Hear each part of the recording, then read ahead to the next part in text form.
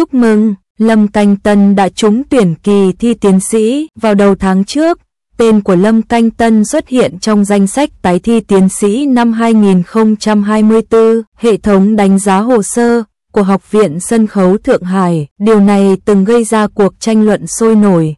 Khi đó, STI trả lời rằng mọi thí sinh sẽ được đối xử bình đẳng và việc tuyển sinh sẽ được thực hiện theo thủ tục thông thường.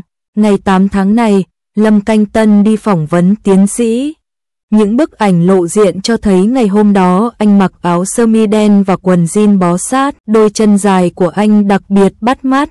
Cùng ngày, một số thí sinh đã chia sẻ về cuộc gặp gỡ với anh ấy. Trong khi chờ thi, tất cả các thí sinh tiến sĩ đều đợi trong cùng một lớp học, và Lâm Canh Tân đang ngồi cạnh tôi. Cảm giác khá tuyệt vời. Về vấn đề này, một số cư dân mạng tò mò, bạn đã trò chuyện với Lâm Canh Tân chưa? Ứng viên trả lời, không, mọi người đang chuẩn bị xin lỗi để làm phiền bạn. Khi đó, rất nhiều người đã thích thú và chúc ứng viên cũng như Lâm Canh Tân đều thành công. Nhắc đến Lâm Canh Tân, mọi người đều biết rằng anh ấy đóng vai anh trai thứ 14 trong Step by Step. Ngoại hình và kỹ năng diễn xuất của anh ấy quả thực rất tuyệt vời. Và hành vi trong Đi Cùng Gió chỉ đơn giản là một sự thể hiện ấm lòng mà thôi. Ai có thể ngờ rằng khi diễn xuất, anh ấy vẫn âm thầm học tập và chăm chỉ để hoàn thiện bản thân. Thành công trong kỳ thi tiến sĩ lần này thật sự rất bất ngờ và vui mừng. Không ngờ Phang Siêu-en vẫn đang học cao học trong The Story of Rose, nên bản thân Lâm Canh Tân đã đỗ tiến sĩ nên Phang Siêu-en phải cố gắng hơn. Thành thật mà nói, tôi thực sự rất vui mừng khi biết tin này. Lâm Canh Tân luôn là nam thần tượng của tôi. Anh ấy không chỉ đẹp trai, có kỹ năng diễn xuất tốt mà còn rất có động lực. Thật đáng ngưỡng mộ. Thành công của kỳ thi này chắc chắn là một bước nhảy vọt lớn trong sự nghiệp của anh ấy và là nguồn động viên to lớn cho người hâm mộ của chúng tôi.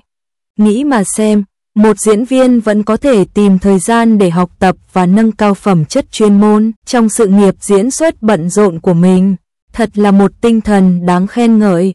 Điều này không chỉ khiến tôi ngưỡng mộ Lâm Canh Tân hơn mà còn khiến tôi càng mong chờ màn trình diễn trong tương lai của anh ấy hơn. Hôm nay 12 tháng 6, trang web chính thức của Học viện Sân khấu Thượng Hải đã công bố danh sách đề xuất tuyển sinh và tên Lâm Canh Tân đã xuất hiện rõ ràng trong danh sách.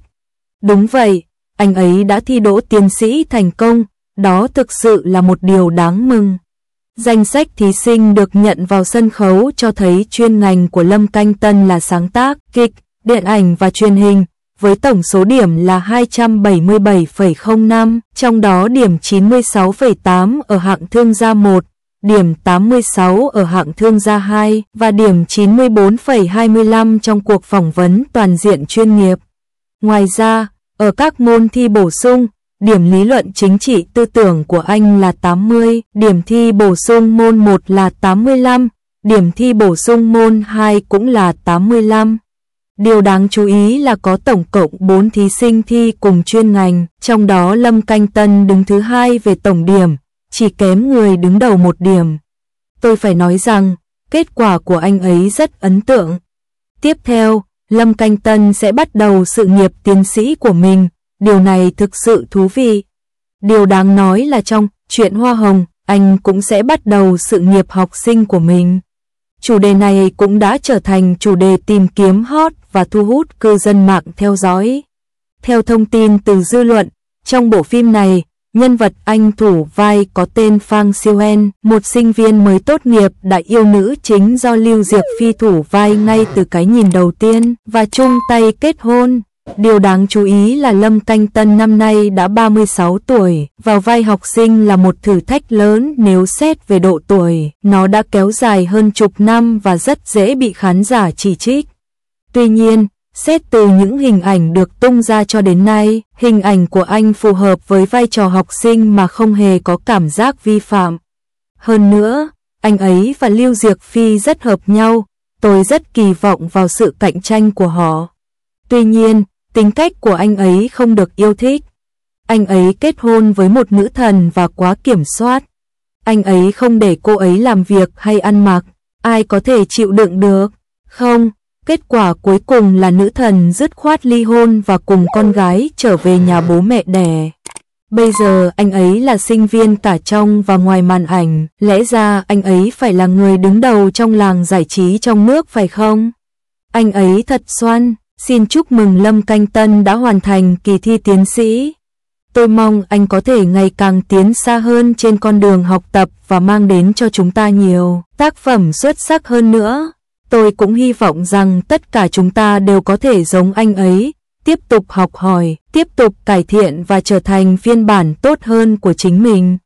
Cuối cùng, tôi muốn nói rằng dù bạn là fan của Lâm Canh Tân hay bất kỳ ai khác, bạn cũng nên tự hào về những nỗ lực và thành tích của anh ấy.